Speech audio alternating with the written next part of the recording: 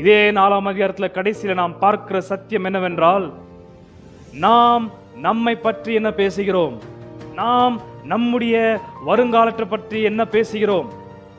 நீங்களும் நானும் மிடில் கிளாஸா இருக்கலாம் அல்லது ஏழை மக்களா இருக்கலாம். நம்ம எது தெரியுமா ரொம்ப விரும்பி போறது? பணக்காரனுடைய நடை, அப்படி ஐஸ்வர்யவானுடைய நடை, ஐஸ்வர்யவானுடைய உடை. இதை கிறிஸ்தவர்களாகிய நாம் ரொம்ப ஈஸியா கற்றுக்கொள்கிறோம். தேவன் இல்லாத, தேவனுடைய கிருபை இரக்கம் ஞானம் இல்லாத ஒரு வியாபாரம் எப்படிப்பட்ட ஒரு வியாபாரம், எப்படிப்பட்ட ஒரு பிசினஸ் அது? உண்மையில நம்ம பிசினஸ் கெட்டுருமா? கர்த்தர் நம்ம பிசினஸ்ல இல்லைனா என்ன ஆகுதுன்னு கேள்வி சொல்ல விரும்புகிறேன். தேவன் இல்லாத பிசினஸ் எப்படிப்பட்ட பிசினஸ்? தேவன் இல்லாத ஒரு பிசினஸ் நீங்கள் நானும் ரன் பண்ணினதே ஆனால், for lucrative sake we do all perverted corruption.